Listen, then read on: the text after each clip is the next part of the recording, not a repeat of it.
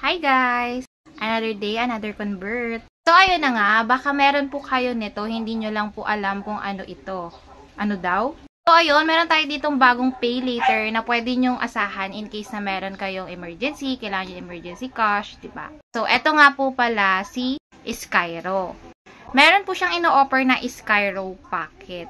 Meaning, para siyang si home credit kwarta. Pwede nyo siya ipa-convert into cash. Again po, Skyro Pocket po ha, hindi siya yung Skyro product loan. Kasi pag si product loan, hindi po siya pwede. Pwede lang si Skyro Pocket. So, in case na meron po kayo nito, pwede po yan i-convert into cash. Parang etong isang client ko kanina. Ayan, pina-convert niya yung Skyro Pocket niya sa atin kanina worth 10,000. Meron nga pala siyang cashback na 100 pesos. So, in case na meron kayong mga Skyro Pocket dyan, pwedeng-pwede nyo yan ipa-convert into cash.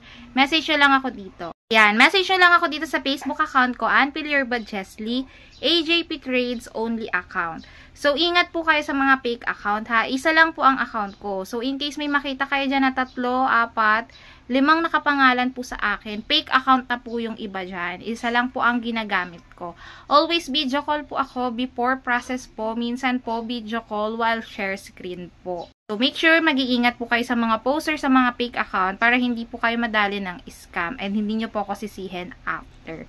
So, check nyo na agad. I-download nyo na po yung Skyro. So, ayan. Punta lang kayo sa Play Store or Apple App Store. Then, search nyo Skyro. I-download nyo na siya. Then, mag-apply kayo kasi baka eligible na kayo sa Skyro Pocket. So, ayan lang. Thank you!